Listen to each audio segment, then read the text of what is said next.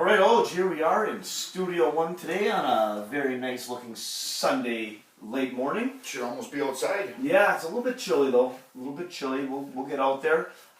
What's going on here? We got any MLB updates? Did you watch the NBA draft? No, I didn't watch it. I rarely watch it. I do know, if I don't know if you looked at it, but there's France I think had the first pick was out of France, I believe. Yeah, there was a number of them. So one of the things I was thinking about with that is you start looking at, and I had a few people text me, it's no wonder when you see where these people are getting drafted from that it's not a gimme anymore for our men's team in the Olympics. They got a battle. I mean, these other countries have caught up, and it's which makes a little better Olympic to watch. But yeah, I thought that was interesting, the European talents. So I didn't pay a whole lot of attention to it.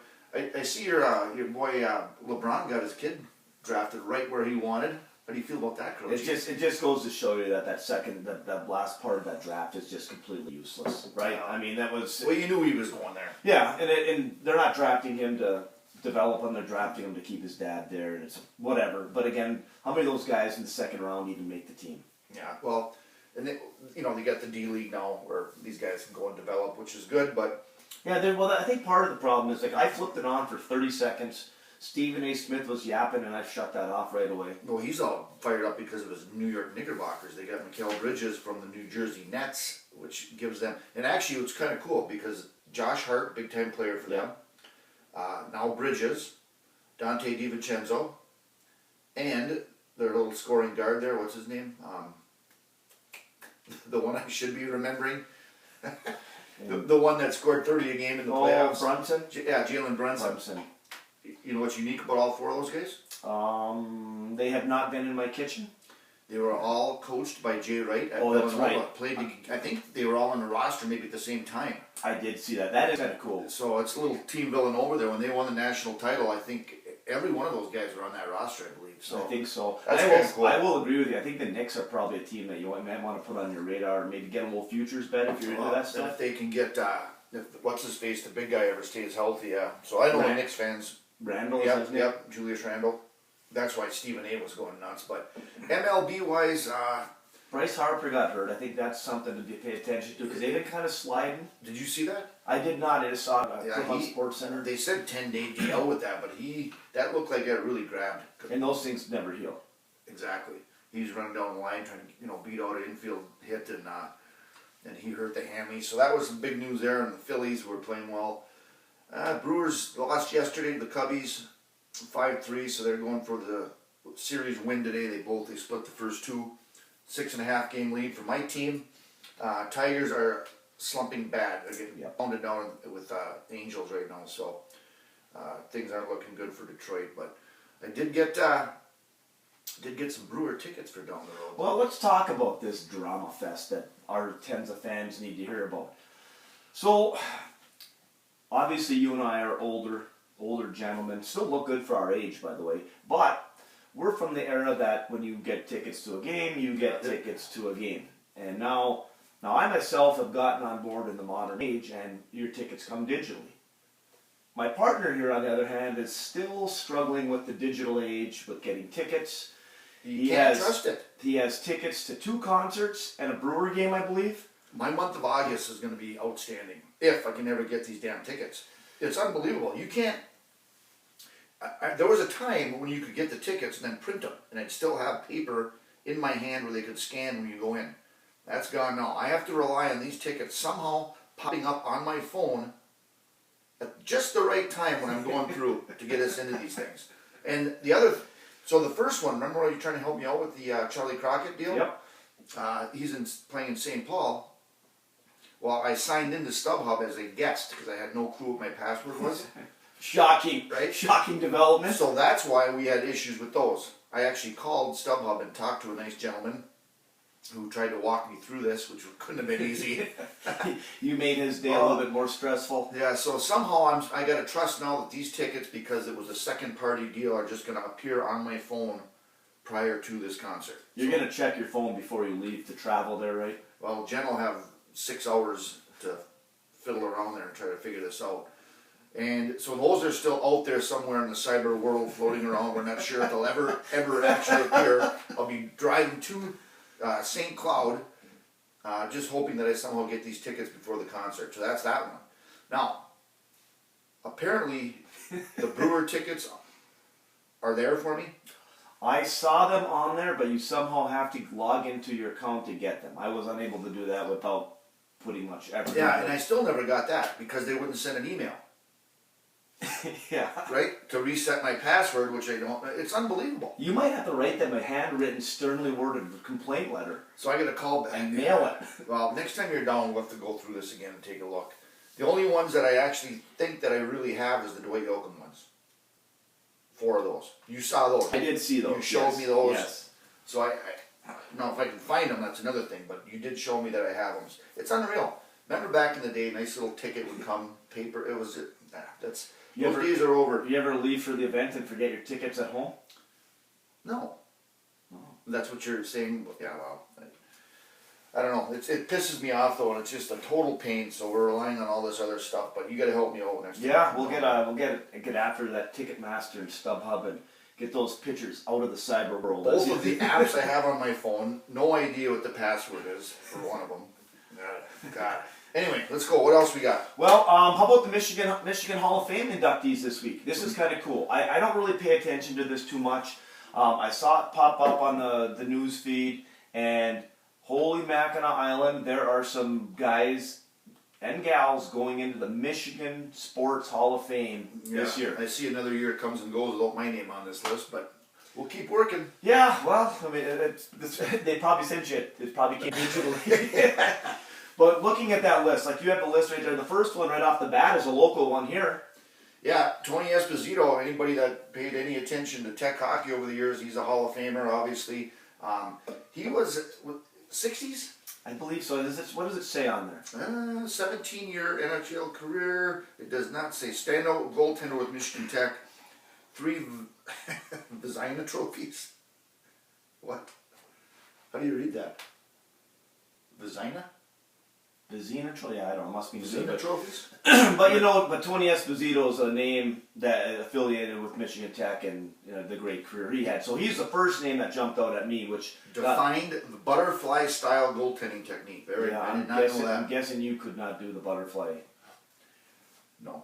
So what are some of the other names on there that stand out to you? Well, the next one, we mentioned this the other podcast or two ago, but the great Cecil Fielder had the big time career with the Tigers, and then we had the unique little stat that both he and his son Prince retired with the exact same amount of home runs. Yes, that is a kind of a pretty cool fact. Yeah, so Cecil was in our wheelhouse when we, the 90s, had those big years with Detroit, first baseman.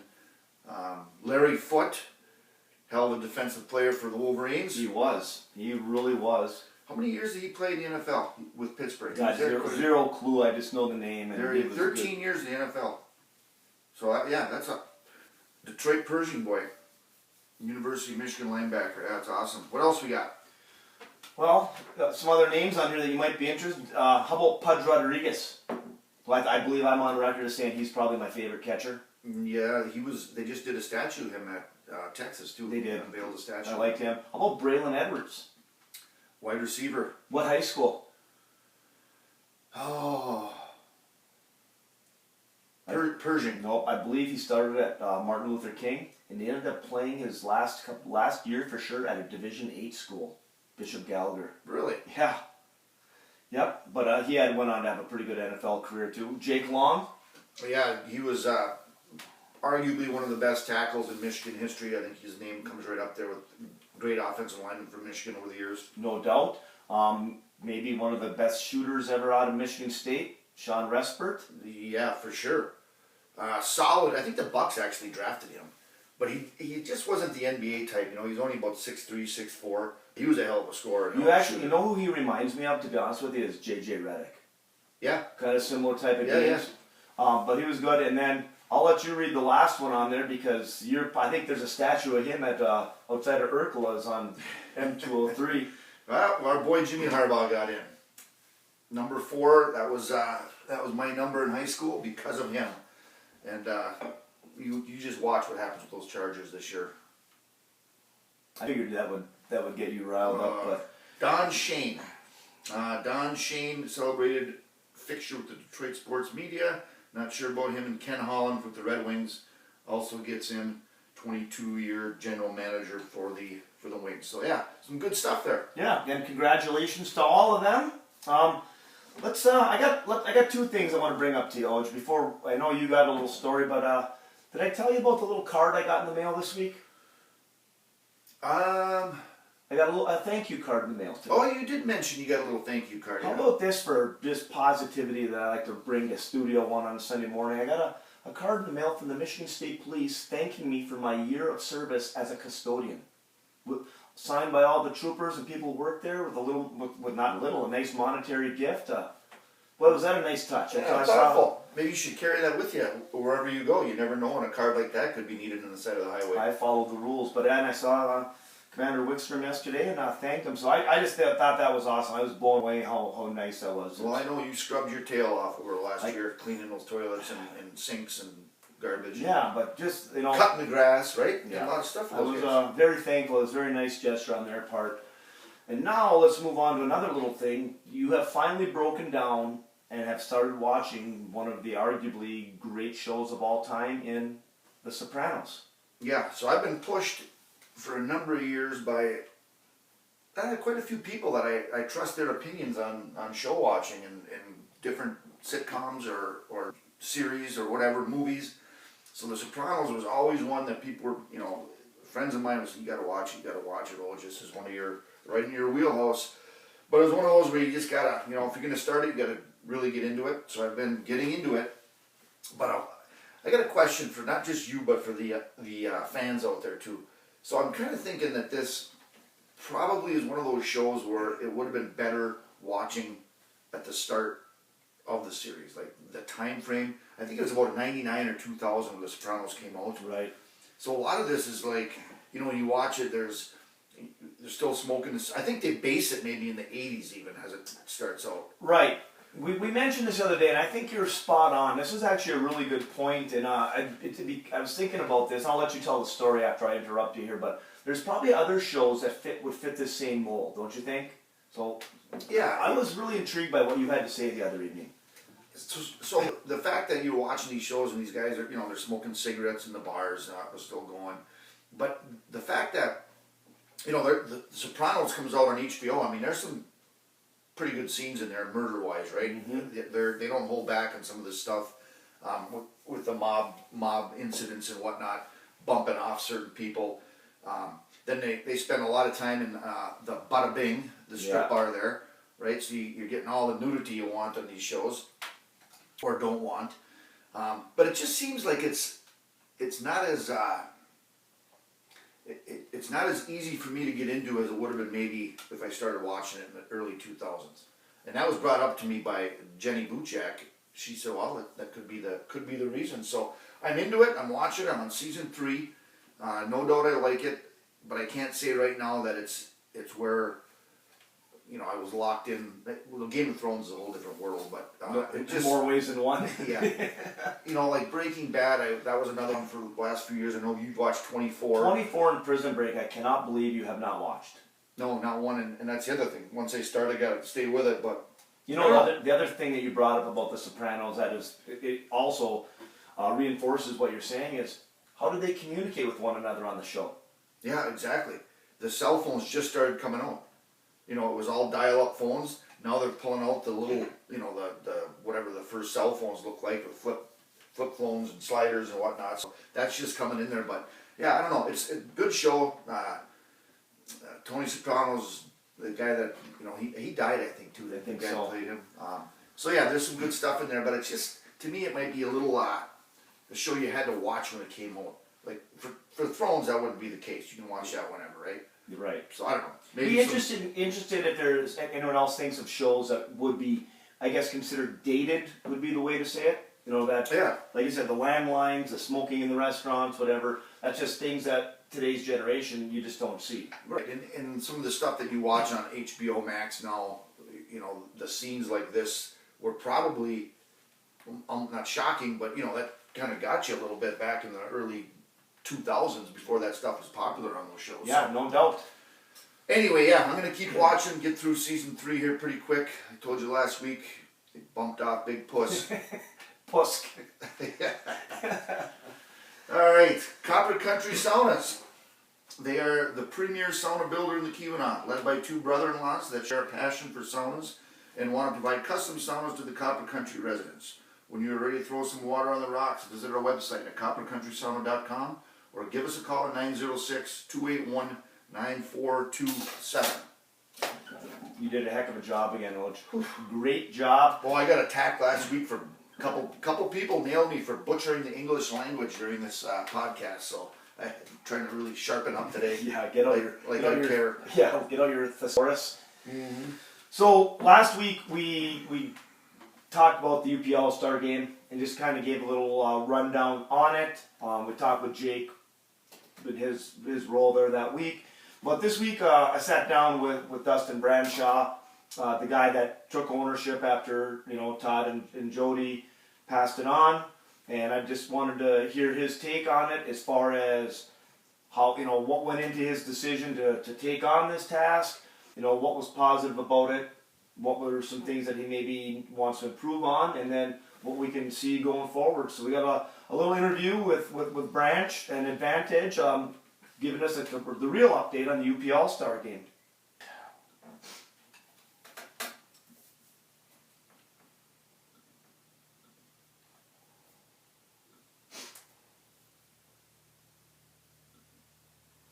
At Swallow PC, our dedicated team of lawyers serves clients in various areas of law: personal injury, family law, criminal defense, and business and real estate law. We offer exceptional legal representation and strive for our clients' most favorable outcomes. Contact us for a consultation at 906-774-2480. You haven't needed a lawyer this week, I hope, Oj? Not yet. Good. Let's keep it that way.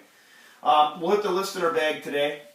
And we got actually there's a couple good ones on here. Somebody that's been kind of a knothead over time has a really good one that I think you and I are going to agree on. But let's start off with howdy boys. Howdy Paul. Howdy Paul. This one, it goes, Oj, what do you think of the Bucks' 2 draft picks? And Crouchy, how much NIL money will you be budgeting to enable you to bring in a 5-star talent at the safety position for the Huskies? Paul from Boise. Is Paul still in Boise, or is he up in Alloway yet? I have not heard. I think he was supposed to be here toward the end of the month, which would be now. So yeah. I have not heard officially, though. I have not taken a sauna with Paul from Boise yet, but that will be happening at some point here shortly, I'm assuming. Anyway, the draft picks, like I said, I didn't watch a whole lot. The Bucks weren't going to make any big waves with their draft position. Late first round and early second round picks. They took Tyler Smith, the 6'11" kid from Texas, with the second round pick, and it sounds like this guy has a chance to play a role next year. Like they're thinking he might be able to fit in a little bit, especially the rumor out there that Brook Lopez might be traded. We'll see what happens. Bucks got to do something with the roster, but to fit a little better defensively around Giannis and Damian Lillard. So we'll see what happens there. Their first round pick is this A.J. Johnson. He's a real skinny guard from I think he was from California, but he played for a year in Australia, so he's kind of a work in progress. I think they're just trying to get younger on the back end of that roster going forward here. But I guess keep an eye on Tyler Smith, their second round pick, 6'11" dude, played high school ball in Texas, and then a year in the G League or the D League or whatever it is, I think, for those younger guys. I have no clue. That's what I got in the Bucks. We'll see what happens. Okay.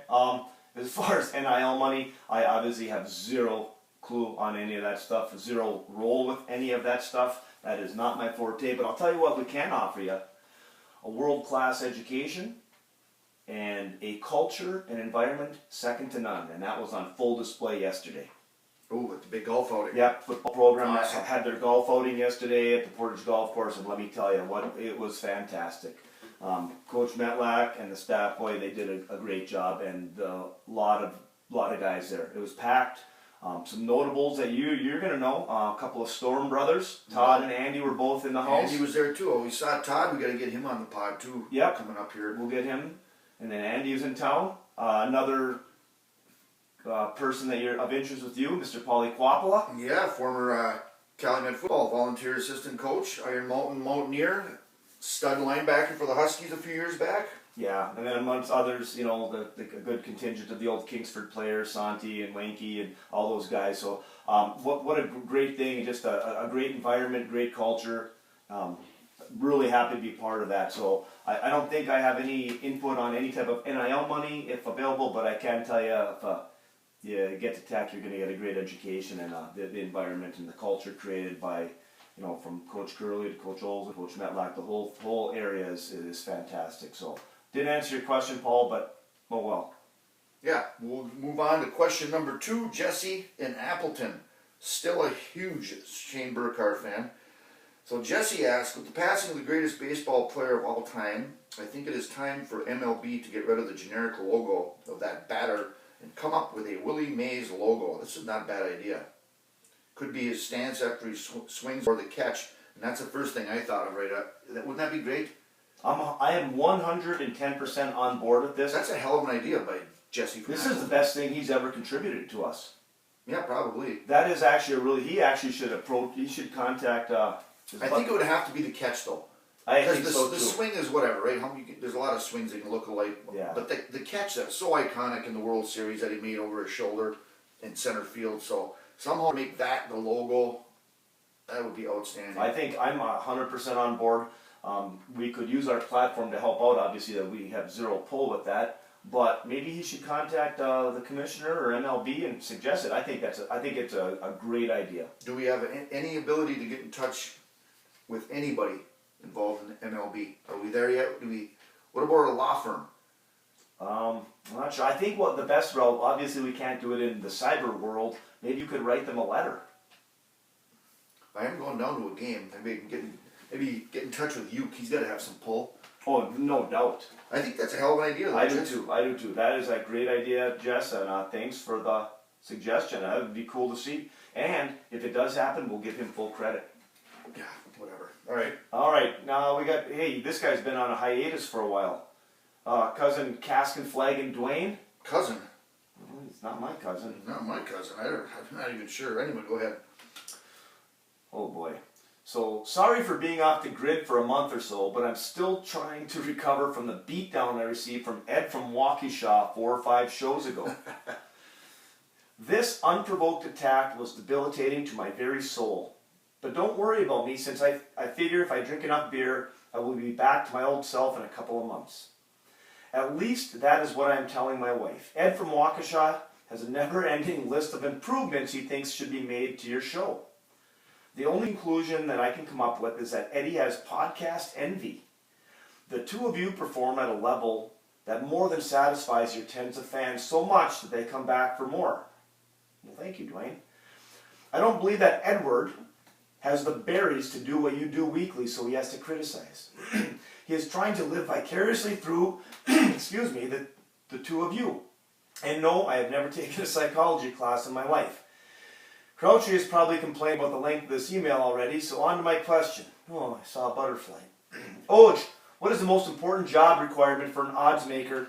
And Crouchy, Oj pulls a hammy just before listening to lyrics and can't continue the podcast. What do you do to save this important part of the show? Caskin, Flag, and Dwayne. That was a mouthful. That is interesting, the odds maker. The most important part, probably, I would guess, they have to make the odds giving an edge to the house, right? Absolutely. So that's probably number one. They got to find the odds that are enticing to the bettors, but they got to favor the house, right? I mean, what else do you think? I have no idea. Well, I mean, the wagers got to attract both. You attract the bettors, minimal bet type people, big bet type people. You got to set the wages that attract those types of people, but it's got to favor the house in the long run. Right. That's kind of my thoughts, right? I don't know what else to add to that. I guess they want to have action. I think that determining those odds, making sure you get enough action on the bets.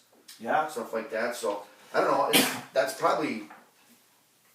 my thoughts on it. You got to be able to figure out an odds, a spread that'll attract the most types of bettors to get out there and place those wagers. Yeah, I got no clue on this. I mean, I have no idea. You got to have some clue. I could be clueless. I mean, obviously you gotta pay attention to injuries and stuff like that, but it's all about. They must look at weather too, don't you think? Wow, there's a lot that would think that would go into it, but I got nothing. I think when it comes down to it, you gotta make the lines attractive to the bettors, but yet gotta favor the house. In a nutshell. So the second part is, if you come up lame and I gotta take over, listen to the lyrics. Good luck. It's over. We'll see. As I sit here today, in my era of life, working in education, going about my normal routine, I look on television and see people bombing each other, political tensions, and fighting everywhere. Fighting for beliefs, fighting for credibility, or just simply fighting because it's what they do. Exhausted thinking about all this fighting. The thought of this song pops in my head. With the current atmosphere in the world I work in, ironically enough, I see a correlation between this song and the decisions about life. The battles we choose to fight determine the amount of peace we choose to live in. What's more important to you? This is a song that fought for itself. It went through two artists in Nashville, Bobby Bare and Johnny Cash, before winning a Grammy in 1980. I love this song not because it's teaching about gambling, but what it teaches about life. In all fairness, with gambling aside, the song is based upon someone who is mentoring someone else when they obviously are needing help, even though they have no prior relationship. Life should be like that. Making people stronger around you makes you stronger. Raise your hand if you're still listening. You got to know when to hold them, know when to fold them, know when to walk away, and know when to run. Pick your battles. Does this path you follow lead you to a place where you can be proud of your beliefs and won't be compromised? If not, walk away or fold them. If you're not sure, hold them, meaning take as much time as you need to think about it. You're not completely sure and don't feel bad about doing so. I got a lot more I could continue with, but enjoy this Kenny Rogers classic about making decisions in life called The Gambler. How's that, Oj? Yeah, you did solid job. Much better than you thought I would, hey? It's kind of a novelty song. It is, and I knew you'd never put it on there. That's why I did it, but Yeah. plus I heard it come on the radio the other day after I saw the question. But That was a well-timed sneak attack there. Beautiful. But I guess I could pinch it. I don't have a blue notebook or anything like that. But all right, good questions there today. Located 8 miles south of Lake Linden on the Bojack Road, the Dreamland Restaurant is your choice for great dining, family-owned and operated for over 100 years. Whether you are in the mood for Mexican Monday specials, burgers, pizza, or Friday fish fry, Dreamland is your next stop. And let's get into now that we've done with the little opening act, we can get into the main attraction here and our listening to lyrics. And you got a little twist today. I was a little surprised at this one. Yeah, I thought that might throw you for a loop, but I'm sure the listeners will enjoy it. So, anyway, Listen to the Lyrics is brought to you by Keweenaw Auto Body, located on Pine Street in Calumet. They're your choice for quality collision and body repair since 1966. They are open 8 to 5 Monday through Friday and 8 to 12 on Saturday. Give them a call at 906-337-1203. All right. So, there was a episode way back where I mentioned Bob Dylan recording some of his albums in Nashville and using some of the great Nashville session musicians along with his amazing time of writing that Dylan had about 1966 through 69. He did some amazing stuff during that time frame, and a lot of it was in Nashville, which was, got himself out of Greenwich Village and went and did some things with the Nashville session musicians. So Blonde on Blonde, John Wesley Harding, and the Nashville Skyline became some of the great folk rock albums of all time. From John Wesley Harding came one of my favorite Dylan songs. And if I told you what the exact meaning of the lyrics are, I'd be lying. So-called literary experts, that's a tough one to spit out with a cup of coffee, have differing opinions on it. Some believe that part of it actually came from the book of Isaiah, believe it or not, chapter 21, verses 5 through 9, if you want to look. But it's really amazing, the genius of Dylan. Anyway, you can look at it and listen to it, try to figure it out for yourself. It's an amazing song. I think part of it has to do with him being a little pissed off at the royalties he wasn't getting, or somebody else was getting for some of his music at the time. And, you know, who or what is the Joker and the Thief? You know where I'm going with this yet, Crouchy? Not a clue. Anyway. I'm still knowing how he knows them out of aces. All Along the Watchtower, one of my favorite Dylan songs, but I think we got to do the greatest version of it by the greatest electric guitarist of all time. So, enjoy Jimi Hendrix doing Bob Dylan. And that's going to bring episode 65 to a close, Oj, but we got a little diabolical plot twist next week. We have talked about doing an in-depth investigation into the transfer portal with some of our friends that we have that are more in the know than us. Well, we got a number of questions over the course of these episodes, especially back during the college basketball season. But we had listeners that were curious and wanted to know our opinion, and we weren't able to get it to them. I mean, we had some thoughts on it, but we needed to go to some people that actually know. Yeah. So next week, the episode's going to be a little bit different format. It's going to basically be our interview with Coach Luke Riegel from UW Parkside, Coach Burkar from Northern Arizona, and Coach Bittner from Michigan Tech, and kind of a roundtable discussion about their experiences with the transfer portal, their opinions on it, and some other things. So it probably won't have listened to the lyrics and some other nonsense, but it's going to be a really good episode next week for sure. Yeah, it'll be, the listeners can hold off on their questions if you want, right? We're not going to do any of that. We're just going to throw out the interview that we had with those guys. And it was really cool because it's unique perspectives from 3 different coaches, 3 different recruiting areas. And 3 different situations altogether, yeah, too. Exactly. And I think that was what was good about it. So, yeah, that'll be, I think people will enjoy that next week, so it'll be a little different episode. Yeah, and then we'll get back into our normal routine here. We got some other people we're talking to down the line, but that'll be a real good one. So it'll be a different format, but it's definitely going to be one of our better ones, I believe, as far as actual real information and not the nonsense that you and I spew back and forth. July 20th is going to be our listener appreciation party, our Tens of Fans party, if you will, at the Dreamland Dock. We'll get more information about that coming up here in the upcoming weeks. Yeah, we're getting close, getting into the month of July. 4th of July coming up, so we got a lot of action within the next few days around the big lake. Yeah, that's for sure. A couple of people affiliated with the podcast, or so they try to affiliate themselves, will be in town. We got a annual party again on the 3rd. Oh, yes. That invite. Yeah, that was an annoying text banter last night that I couldn't get rid of. I think he does that on purpose. I know. He keeps my name. I've told him multiple times to get me off of that. That's got to, when we talked about the new segment about what pisses you off, that's got to rank up there. It does. Being when on you those group texts. And then you just want it to be over and people keep going back. And they keep bringing up the fact that they lost a cornhole game about 7 years ago. I'm not even good at it. Yeah. Anyway, we'll make sure you're following us on... Actually, I'm pretty decent at it. If you want to be my partner over the weekend. Yeah, we'll see what we can do. We'll limber up. You see, we got our YouTube channel up and running. Got some episodes up on there. Other stuff on social media. Make sure we're liking that stuff. But other than that, everybody have a great 4th. We have a YouTube channel? We have a YouTube channel. Oh, awesome. See you, Oj. Talk to you later, Crouchy.